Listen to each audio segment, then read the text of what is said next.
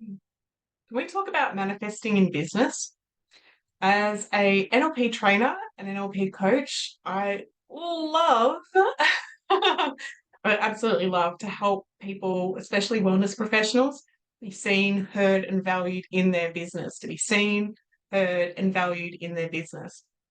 It is so out of this world rewarding to help somebody go from a business idea to absolutely thriving, to multiple business locations, to hiring staff, to seeing that revenue come back. Like, it is really, really exciting. So there's only one slide that I want to go over today, but yeah, I could talk about this topic all day, every day. Absolutely one of my passions. Okay. So manifesting money in your business. Essentially, your business, your work is an extension of you. Would you agree? So for me, myself, my business is Be Your Purpose Coaching, and that's what I want people to experience in life is to be their purpose. Be their purpose within themselves, be their purpose within their business, within their spirituality, within their money. I want people to reach for that. And that's what lights me up. That's what brings passion and purpose to my day. And so, yeah, that's what I love to do. So the more you pour your energy into your business, the more it will bloom. But at the same time, the more energy that you pour into your business, it's going to show you where your holes are, like an empty bucket. It's going to show you where the dents and the holes are within your personal limitations within your business. So let me go over that one more time. So the more that you pour energy into your business, the happier, that connection, the business will do what it needs to bloom. But the more you pour energy into your business, if it's got holes and gaps, it's going to show up and you're going to notice it really quickly. So if you have insecurities about being seen, again, let's say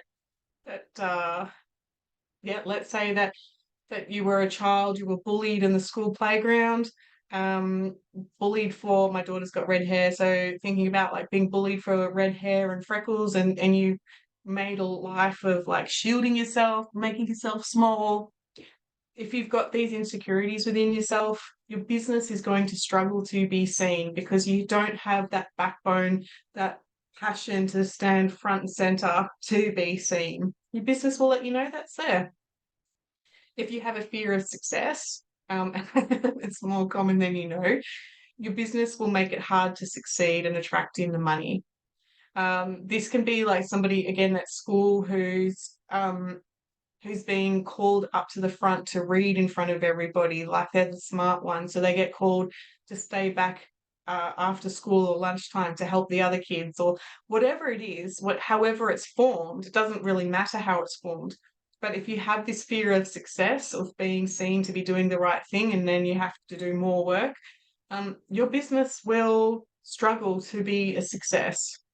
If you've got guilt asking for what you want, if you feel like guilty asking for money, that's a you problem. That's not a business problem. That needs to be addressed within you.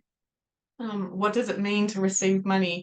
Uh, where does the guilt show up? Does that come from Christmas time and you asked for what you want, and then you saw your mum struggle to afford Christmas or something? Like, who knows where it comes from? But it's about clearing away those limiting beliefs so that your business will thrive. Um, Again, as I've put that slide there, if you have guilt asking for what you want, that guilt will repel opportunities to appreciate. So us as humans, we have a really strong apprehension to feeling guilty, that shame sets in, the lack of measuring up, the not enoughness, don't want to burden anybody. If there's any of that energy within you, then that's not going to work in your business.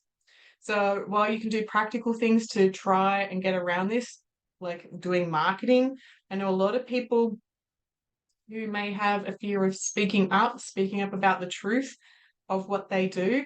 Um, and so they pour a lot of money into somebody else to do the marketing for them, and yet they don't quite get the same results. And what's going on there is whether it's this lifetime or a past life, they've been suppressed for speaking their truth. Then then this will show up in their business. And so go and clear that, clear where the suppressions first began. Um, if you can clear that out of your energy field, then your marketing will be 10 times more powerful. So, an example of that is somebody who's had a past life being hung as a witch. You're going to go for the cliche ones because it's easier to paint the picture. So, maybe she's a naturopath in this lifetime. Maybe she's having trouble getting the clients to come to her. Maybe she's having trouble speaking up about what it is that she does. And it's all this cellular memory holding on to fear of the past, that the people that she helped in a past life, and no doubt they're the same souls in this life and last life, but she gave them the herbal remedy. She put herself out there. She put her neck out on the line to help somebody, and then they basically tortured her for being a witch. Why would anybody create a successful naturopath business if they've got a past life like that? Like, it doesn't make sense. Our unconscious mind wants to keep us safe. And so while there may be the passion in the naturopathy and working with Mother Nature and the herbs, the business side of things comes with torture. So your unconscious mind will repel those clients to keep you safe. And so you can do a past life regression and clear away that limitation. And I think I've seen it all. I think I've seen, witches being hung, or royalty being punished, or being a prostitute, or being in Egypt, or being a Viking, being a police person. Yeah, it was gangs of New York, all sorts of stuff that is still playing out now. So whether it's childhood, whether it's past life, I don't care as long as the energy moves so that the business can start to do what it was originally intended to do. And that was thrive. You got that desire for a reason, and the universe wants that gift that you've got to be shared with the rest of the world. Or not. Maybe you just want to keep yourself out of the way. As a client example of this one, I may have already shared it in this course, but I was dealing with somebody who was adopted in this lifetime and had this limiting belief about not being wanted by their original tribe, their original mum, their original dad. There was something, they took on the belief that they weren't worth being noticed, kept, had, appreciated. And so while their skills at what they were doing in their business was amazing, this belief was stopping them from actually attracting in clients. And so if you can go back to when this soul took on the belief that they're not worth being valued, then you can undo that with the belief work to know that that belief no longer serves them. And you can undo that to bring in that, like, yes, actually I am valuable. Yes, I can do a good job. With the right people and the discernment, I can provide a really high level standard of service. I hope that makes sense, guys, because this one is important to me. When you really recognize that the business is an extension of you, if you've got these limitations in yourself, that it will show up in your business, and no amount of expensive marketing will make a difference when you can go do this work and really let that business be seen, heard, and valued for all that you do.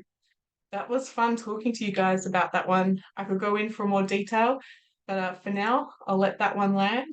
I hope that makes sense, and I'll talk to you later.